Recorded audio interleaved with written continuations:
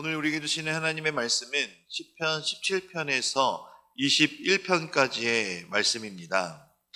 먼저 17편입니다. 17편은 다윗의 시로 다윗의 곤고함을 잘 표현한 시 중에 하나입니다. 이 17편은 대적들의 강폭한 위협에 쫓기는 상황에서 다윗이 하나님을 향해 거듭 기도에 응답해 주실 것을 간구하는 직설적인 표현이 살아있는 비탄시입니다. 17편은 크게 세 부분으로 나눌 수가 있는데 1절에서 5절은 하나님 앞에서의 자신의 무죄함을 천명하는 부분이며 6절에서 12절은 하나님께서 원수들로부터 자신을 건져주시길 호소하는 부분이며 마지막 13절에서 15절까지는 하나님을 향해 원수들을 물리치고 자신을 구해주기를 호소하며 의인의 승리에 대한 자신의 확신을 피력하는 부분으로 이렇게 총 세 부분으로 나눌 수가 있습니다. 특별히 1절과 15절에서는 자신의 의로움을 주장하는 수미상관식 구조를 이루며 사울의 추격 가운데서도 자신이 불의함이 없다는 사실을 피력하며 하나님의 도우심을 호소하고 하나님의 공의로우심에 근거하여 무고히 핍박받는 자신을 반드시 구원해 주실 것이라 확신하는 기도의 비탄시 내용이 바로 17편입니다. 18편입니다. 이 시는 다윗의 절망의 깊은 골짜기에서 하나님의 구원을 경험한 이후 올려드린 감사의 찬송시입니다.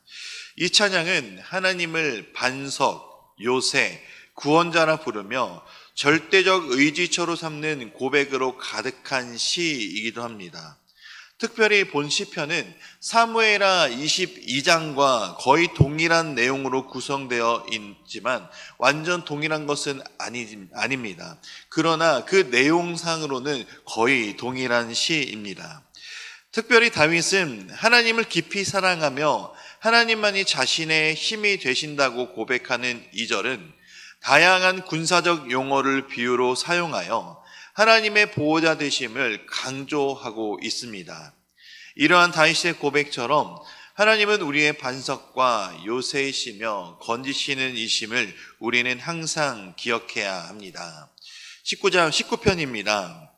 19편의 표제처럼 이 시 역시 다윗의 시이며 더불어 지휘자의 인도를 따라 연주된 제 노래입니다.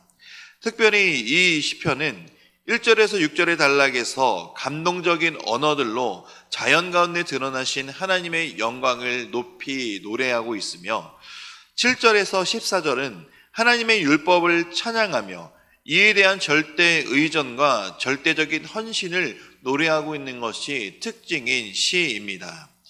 전반부의 시는 하나님을 찬양하는 시와 후반부는 율법을 통해 나타난 하나님의 영광을 찬양하는 지혜시로 또한 볼 수 있지만 이 모든 것을 아우르는 찬양시로 보는 것이 더 합당합니다.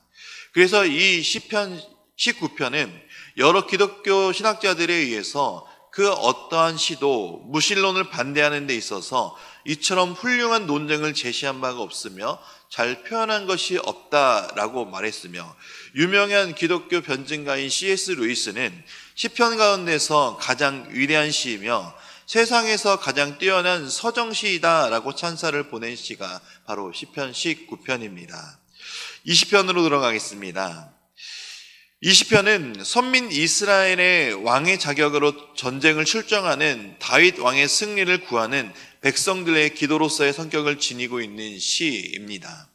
20편은 또한 크게 세 부분으로 나뉠 수가 있는데 1절에서 3절은 왕의 제사가 연락되기를 바라는 기도문, 4절에서 6절까지는 하나님께서 왕의 기도를 들으셔서 그의 계획들이 이루어지기를 바라는 기도문, 마지막으로 7절에서 9절은 왕의 승리를 구하는 최종적인 기도들이 포함되어 있는 이 세 부분으로 나눌 수가 있습니다.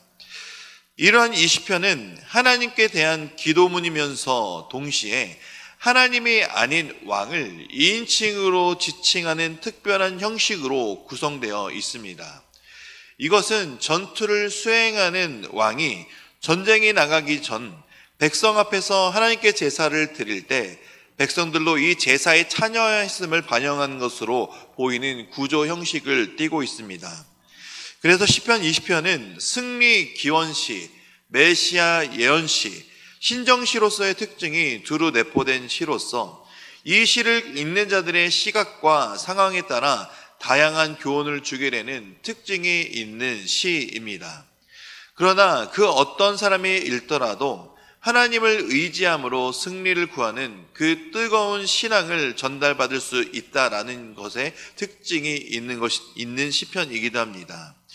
이 세상을 살아가며 끊임없는 영적 전쟁을 치르는 성도들에게 이 시편은 하나님의 도움을 받는 자들의 승리하게 됨을 믿게 하는 또한 찬양시가 되기도 합니다. 마지막 21편입니다. 왕에게 전쟁의 승리를 주신 하나님께 드리는 백성들의 감사 찬양을 담은 찬양시가 바로 21편입니다.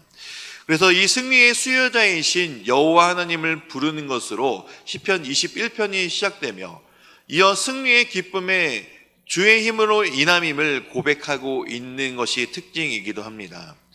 이 주의 힘은 능력, 권능이라는 의미로 사용되는데 이것은 하나님의 본질적인 속성 중 하나입니다.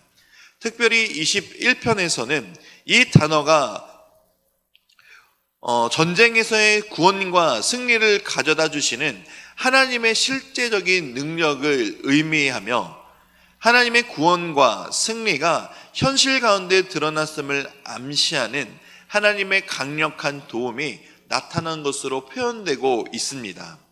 특별히 마지막 13절에서 주의 능력으로 표현되며 시편 21편은 하나님의 힘과 능력을 주제로 하는 찬양시임을 또한 밝히고 있습니다.